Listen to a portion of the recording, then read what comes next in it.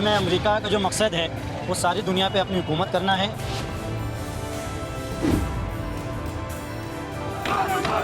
Khamenei साहब का नाहक खून जो बहाया गया है ये ज़रूर रंग रहेगा और इसमें अमेरिका की तबाही और इसराइल की तबाही पूरे तौर पर होना है।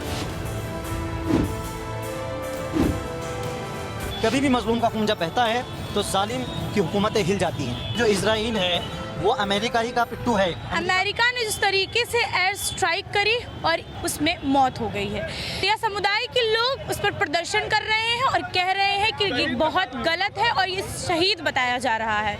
कहा जा रहा है कि उनको ज़बरदस्ती गलत तरीके से उनके देश पर स्ट्राइक की गई और वहाँ के सुप्रीम लीडर के साथ जो कुछ किया गया वो बहुत गलत है और इसका इंतकाम लिया जाएगा, क्योंकि ये जो सब हुआ है ये एक राष्ट्र की संप्रभुता के बहुत खिलाफ है।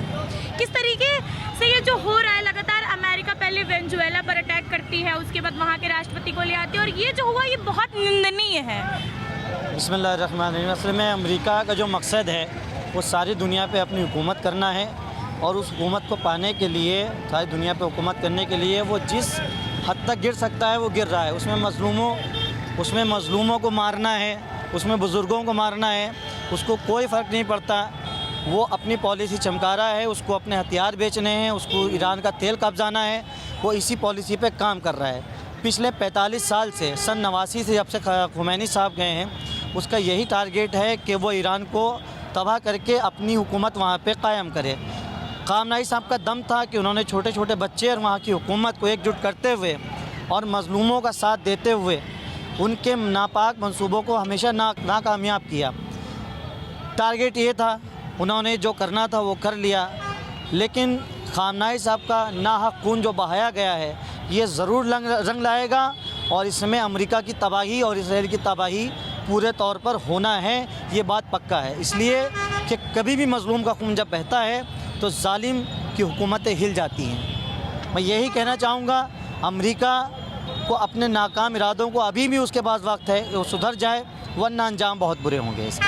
जिस तरीके से इजराइल और ईरान में लगातार युद्ध चल रहा था, वहाँ पर भी लोग बच्चे मारे जा रहे थे, लोग बेचारे बहुत परेशान थे, महिलाएं बुजुर्ग सब पे अत्याचार हो रहा था, पर इसमें अमेरिका ने जो अपना रोल निभाया है ये किस हद तरीके से गलत है? एक्चुअली क्या है, जो इसराइल है वो अमेरिका ही का पिट्ठू है, अमेरिका का ही बनाया हुआ एक कंट्री है जो फ़िलिस्तीन की ज़मीन पे बसे हुए हैं। पहले वहाँ पे फ़िलिस्तीन हुकूमत थी। फ़िलिस्तीन हुकूमत ने इन लोगों को, जब हिटलर ने इनको मारा तो ये फ़िलिस्तीन आके रहना शुरू हुए, इनको जगह दी, इन पे अपना करम किया। जब ये डेवलप हो गए, इस्टेब्लिश हो गए, उसके बाद इन्होंने उल्टा फ़िलिस्तीनियों पे अत्याचार करना शुरू कर दिया। इनका मकसद ये था कि हम इस ज़मीन को कब्जा लें, जिसमें अमेरिका ने देखा कि यहाँ की पॉलिसी ये है कि अगर हम इसराइल के थ्रू फ़िलिस्तीन पे हुकूमत कर लेते हैं तो फिर हम ईरान पे आसानी से हुकूमत कर लेंगे। उसी पॉलिसी पे उसका मेन मकसद, अमेरिका का जो मेन मकसद है वो ऑयल है, उसकी सारी नज़र ऑयल पे है। वो चाहता है कि ईरान अगर परमाणु बम बना लेगा तो वो कभी भी ईरान पे हुकूमत नहीं करना चाहता, जिसमें खामनेई साहब का बहुत बड़ा रोल था। उस रोल को ख़त्म करने के लिए खामनेई साहब को टारगेट किया गया, इसलिए उनकी हत्या की है। खामनेई साहब को शहादत का दर्जा मिला है, वो हमेशा ज़िंदा रहेंगे, हमेशा अमर रहेंगे, ये हमारा मानना है। जिस तरीके से आपने देखा कि ये जो एयर स्ट्राइक हुई है ये सिर्फ एक देश पर नहीं, लोगों के दिलों पर भी असर डाल रही है और खामनेई साहब की मौत का दुख हर एक व्यक्ति के। जो नारे सुन रहे हैं गद्दार है, गद्दार है, ये नारे डोनाल्ड ट्रंप के लिए लगाए जा रहे हैं और इजराइल के लिए लगाए जा रहे हैं, क्योंकि ईरान में जिस तरीके से एयर स्ट्राइक हुआ और एयर स्ट्राइक में वहाँ के सुप्रीम लीडर को मार दिया गया, उनकी हत्या कर दी गई, ये बहुत ही गलत है। और एक संप्रभुत राष्ट्र के लिए ये चीज़ें करना, अमेरिका लगातार लोगों पर जो है अत्याचार कर रही है और वहाँ के लीडर्स को वहाँ की ज़मीन हथियाने के लिए टारगेट कर रही है।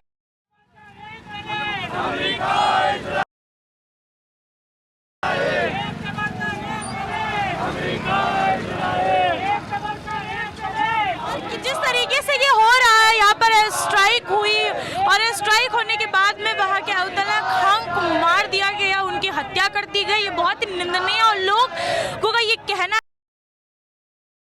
जो शिया समुदाय के लोग हैं उनका कहना है कि वो इस चीज़ का, जो उनकी आंखों में आक्रोश दिख रहा है, लोग यहाँ मातम मना रहे हैं, उसका बदला ज़रूर लिया जाएगा, क्योंकि ये बहुत ही एक गलत और निंदनीय चीज़ है।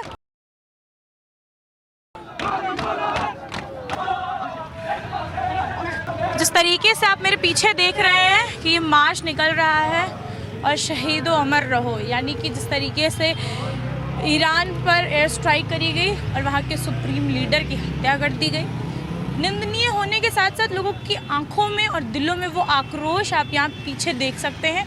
और सिर्फ यही नहीं, हर उस व्यक्ति के दिल में आप आक्रोश दे सकते हैं जो उन्हें अपना लीडर मानता था, अपना सुप्रीम मानता था और उनके बताए हुए नियमों और कायदों पर चलता था।